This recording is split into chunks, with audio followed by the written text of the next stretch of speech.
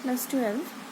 দেখো, আমরা আগের ক্লাসে মোট উৎপাদন, গড় উৎপাদন আর প্রান্তিক উৎপাদন কাকে বলে এবং তাদের মধ্যে কিভাবে সম্পর্ক স্থাপন করা যায় সেই সম্পর্কে জেনেছিলাম। আজকে আমরা মোট উৎপাদন, গড় উৎপাদন এবং প্রান্তিক উৎপাদনকে কিভাবে রেখাচিত্রের মাধ্যমে প্রকাশ করা যায় সেটা আমরা দেখব। দেখো, এখানে এই চিত্রের অনুভূমিক অক্ষে x1 উপাদানের পরিমাণ এবং উল্লম্ব অক্ষে উৎপাদনের পরিমাণ পরিমাপ করা হয়েছে। এখানে x2 উপাদান কিন্তু স্থির আছে। আর এই চিত্রের এই নিচের অংশে দেখো, এখানেও অনুভূমিক অক্ষে x1 উপাদানের পরিমাণ এবং উল্লম্ব অক্ষে গড় উৎপাদন আর প্রান্তিক উৎপাদন পরিমাপ করা হয়েছে। দেখো, এখানে টিপি এই রেখাটা হলো মোট উৎপাদন রেখা। এখানে x1 উপাদানের মোট উৎপাদন রেখা, এখানে কিন্তু x2 উপাদানটা স্থির আছে। এই মোট উৎপাদন রেখাটি কেন্দ্রবিন্দু থেকে শুরু হয়ে প্রথমে হয়েছে উত্তল এবং পরে হয়ে গেছে অবতল। এর কারণ হলো কোনো একটি উপাদান স্থির অবস্থায় যদি অপর উপাদানটি ক্রমাগতভাবে বাড়ানো হয় তাহলে পরিবর্তনীয় উপাদানের গড় উৎপাদন এবং প্রান্তিক উৎপাদন প্রথম দিকে বাড়ে, তারপরে কিন্তু কমতে থাকে। সেই জন্যই এই মোট উৎপাদন রেখাটি প্রথম অংশে ঊর্ধ্বমুখী হয়েছে, পরে হয়েছে এটি একটি বিন্দুতে সর্বোচ্চ হয়েছে এবং তারপরে হয়ে গেছে নিম্নমুখী। মোট উৎপাদন রেখাটি কেন্দ্রবিন্দু থেকে শুরু হওয়ার কারণ হলো x1 উপাদানের মান 0 হলে মোট উৎপাদনও কিন্তু 0 হবে। এই মোট উৎপাদন রেখা থেকে কিন্তু গড় উৎপাদন রেখাও কিন্তু নির্ণয় করা যায়। দেখো, এখানে মোট উৎপাদন রেখার উপরের অংশে একটা বিন্দুতে ডি নেওয়া হয়েছে, একটা বিন্দু। এই ডি বিন্দুতে OM3 পরিমাণ x1 নিয়োগ করে DM3 পরিমাণ মোট উৎপাদন কিন্তু এখানে পাওয়া গেছে।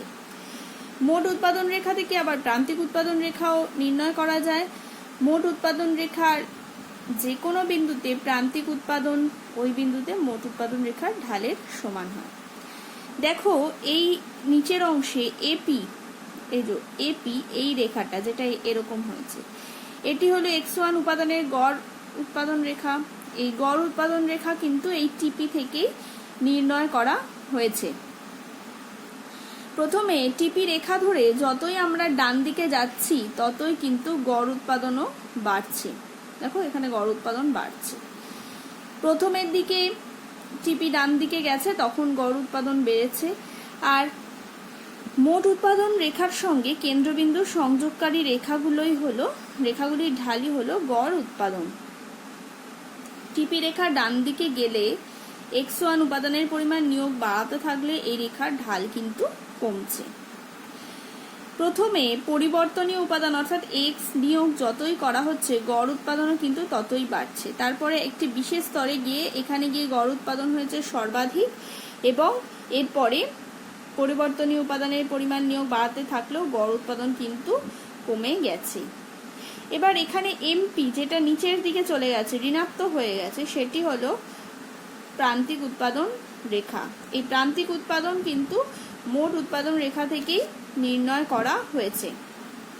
প্রথমে দেখা যাচ্ছে যে মোট উৎপাদন রেখা প্রথমে হয়েছে ঊর্ধ্বমুখী অর্থাৎ নিচের দিকে অবতল, তারপরে হয়েছে উত্তল। এখানে দেখো, একটি বিন্দু রয়েছে এ বিন্দু। এই এ বিন্দুকে আমরা বলছি এখানে বাঁক বদলের বিন্দু। এই বাঁক বদলের বিন্দুতে দেখো প্রান্তিক উৎপাদন যেটা এ ড্যাশ, সেটা হয়েছে কিন্তু প্রান্তিক উৎপাদন সেখানে কিন্তু সর্বাধিক হয়েছে। এরপরে কিন্তু প্রান্তিক উৎপাদন কমছে। এর বাঁদিকে প্রান্তিক উৎপাদন বাড়ছে, ডান দিকে প্রান্তিক উৎপাদন কিন্তু ক্রমাগত কমছে। এবার দেখো যে এ বিন্দুর নিচেই হচ্ছে এ ড্যাশ বিন্দু,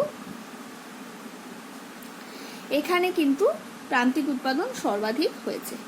এরপরে এখানে অবস্থিত বি বিন্দুতে যদি আমরা একটি স্পর্শক টানি তাহলে এই স্পর্শকটি মূল বিন্দু ও দিয়ে যায়। তাই এই বিন্দুতে গড় উৎপাদন এবং প্রান্তিক উৎপাদনের মান পরস্পরের সমান। দেখো এখানে গড় উৎপাদন প্রান্তিক উৎপাদনের মান পরস্পর কিন্তু সমান।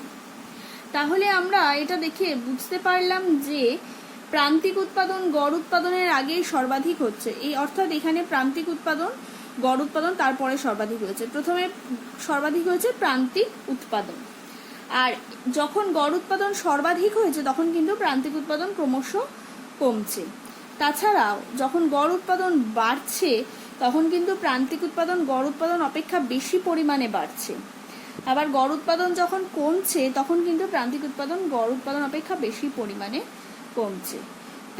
প্রান্তিক উৎপাদন শূন্য বা ঋণাত্মক হতে পারে, কিন্তু গড় উৎপাদন কখনোই শূন্য বা ঋণাত্মক হতে পারে না।